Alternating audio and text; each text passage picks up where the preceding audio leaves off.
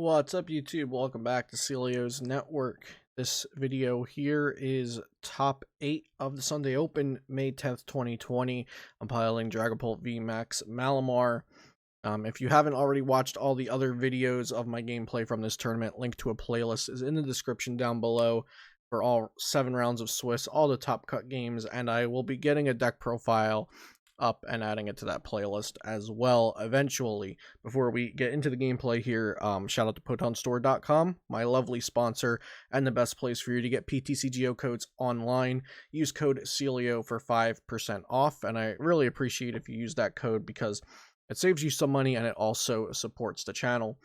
Also, quick mention, I do have a Patreon now, patreon.com/Celio's Network, where you can support me monthly for great benefits like premium articles and deck discussion and pretty much just messaging me about the meta and deck lists whenever you want to. So, yeah, let's watch this gameplay of my Dragapult VMAX Malamar versus a fire variant, which turns out to be Cinderace VMAX. So they get a pretty rocky start here with just a 9-tails and a fire energy and pass. So they did go first though, so they can't play supporters. And I have a lot in my hand, lots of stuff to do here. So we can quick ball for a Jirachi, Mysterious Treasure for a Dragapult V.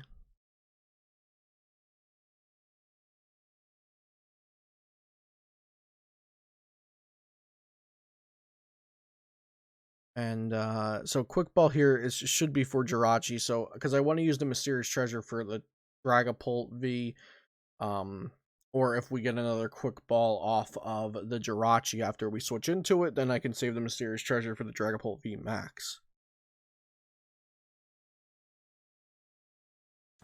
I actually quick ball for Dragapult V here. Okay, so I'm not going to switch into a Jirachi. So I went with this play, I guess, to be a little more conservative since it seems like my opponent might not have a good hand. And I don't get the Jirachi and switch into it because then I would just need to get another switch next turn to switch back into the Dragapult VMAX. And I already have the treasure in hand for Dragapult VMAX. So I went with the more conservative play, and I have to say this might have actually just been the better move to make here. I am going to be dumping my hand here, so I'll just get rid of the Malamar. They just went attach pass again, so I'm not going to Marnie them and give them a chance to get back into the game off of my Marnie. So we're just going to research and look for an energy here and start attacking. We might just be able to win in a couple turns. No energy, but we did get Viridian Forest, and Viridian Forest is that's a good card. We can get energy with it. So times like that make me happy. I have Viridian Forest in my deck over another stadium like Chaotic Swell. Although Chaotic Swell is also good to have around if you want to stop like a Sky Pillar from coming into play or something like that. So we're going to go ahead and get rid of a Mysterious Treasure. Now, I do think we probably could have just gotten rid of the Jirachi or maybe even the Malolana and grab a and we could have used that Mysterious Treasure to either get a Malamar or another Dragapult V. Maybe the Malolana, because I think holding onto the Jirachi, putting it onto the bench is good. But yeah, we probably could have gotten rid of the Malolana there. Or maybe even a Scoop Up Net. So we could have Primate Wisdom before discarding for Viridian Forest. Of course, we can see if we get an energy that way. And if we don't, maybe we can put back something like the Scoop Up Net and get something we don't mind discarding as much. But either way, our setup is fine here. The opponent does get down another basic Pokemon. They have a Turtonator, so at this point, I'd assume we're playing against either Firebox or Baby Blounds. And they can use Ninetales to copy our Max Phantom.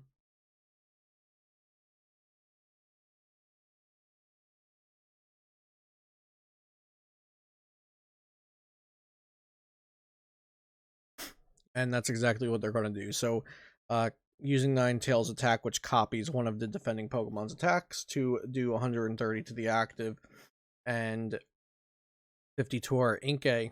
Now, We actually could win this turn if we had a boss's order, because the horror energy hit back the Ninetales for 2 damage counters. So let's see, boss's order off the top, and it looks like that's a no. But we can Malolana heal most of the damage they just did to us, switch into the Inkay and scoop up net it. Or not. Oh no, we don't need to scoop up net the Inkay because they're not going to hit us for 135 damage counters again because we're knocking this out. So yeah, perfectly fine that we did this instead. There's no reason to scoop up net the Inkay because they're not going to be doing bench damage anymore. So yeah, that was correct going into the Jirachi. And just putting that bomb down is kind of a safety net, but I don't think I needed to because the Turtonator can only do a maximum of 150 damage next turn. But I guess at this point I was still thinking maybe they're playing Baby Blounds and they could switch into a Baby Blacephalon and have a turn where they pop off and just one-shot us, or almost one-shot us, and if they did do 180 or more, then they would take 120 damage counters, the Baby Blound would be knocked out. And we would, they would kind of be hurt a little by knocking us out, because if they got an attacker set up, then their first attacker and only attacker would just be knocked out by the bomb and the horror energy, but nothing like that happened, and they're not even playing Baby Blounds.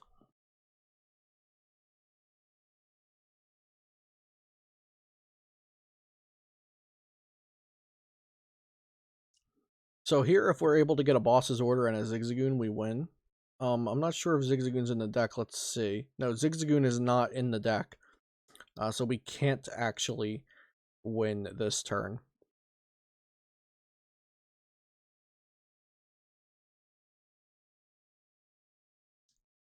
So we're just going to go conservative, grab a Dragapult V.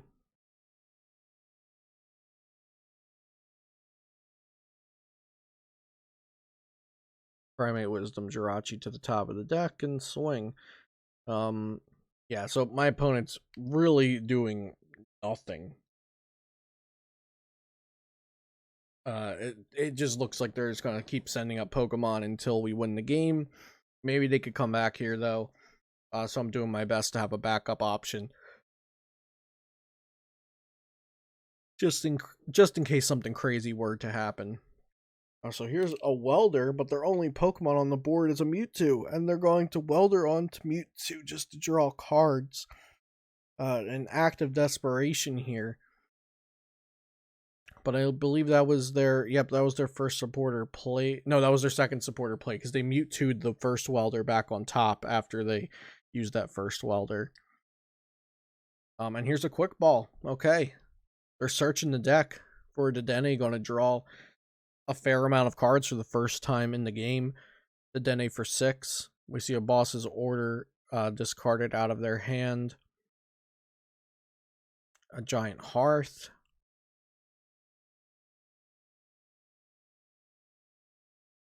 Okay. So likely they're not doing anything big this turn. I don't think there's really much they could do regardless of what deck they're playing.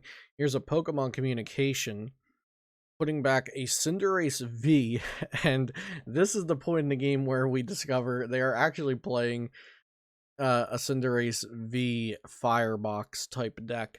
And they Pokecombed a Cinderace V to get a Cinderace V. So I'm really not sure what happened there.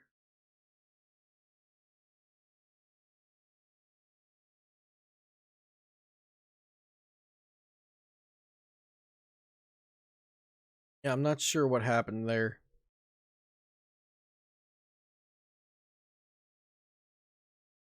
And they're just going to switch into the Cinderace V and leave it active for me. And my hand honestly isn't too great. So I did have a couple opportunities in this game where, like, if I had a boss's order here, or if Zigzagoon wasn't prized, I could have actually won earlier. But now it looks like they might be able to hold out and actually sustain until they can get a Cinderace VMAX up and going. So let's see what happens here. We're gonna get our second Dragapult VMAX into play, so we do have a very strong looking board. swing 130 into the active, a split of 20-30 on the bench. My opponent said they don't play this bad every game, but they're really not playing bad. They just need to draw supporters.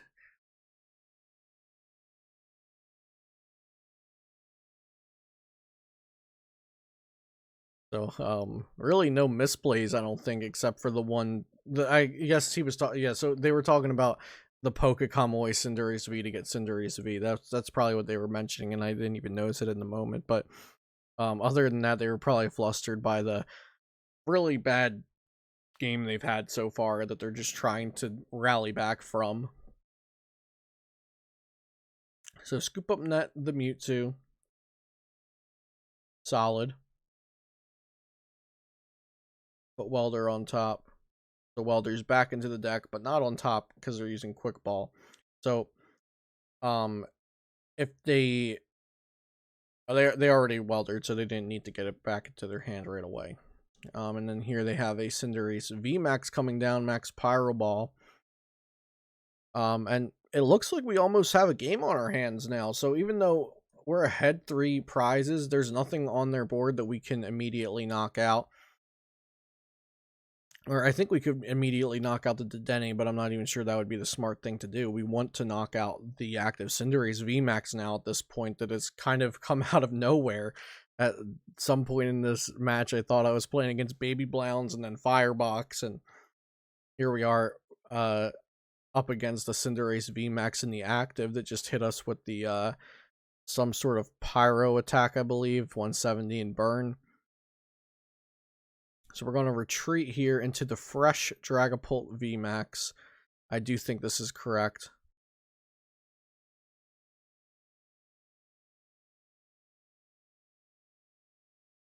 I don't think it hurts to get another Har energy onto the board. Arguably, we could have just put the third energy onto the active since it would be another Har energy that they're hitting into. And Max Phantom.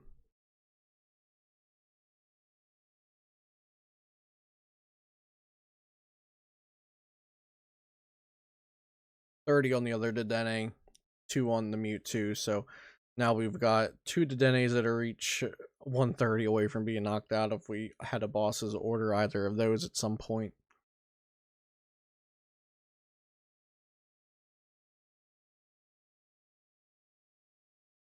Now the Cinderace VMAX can actually take a lot of hits from Dragapult VMAX, so it doesn't surprise me that they made it all the way to top 8 in a field heavy of Dragapult VMAX.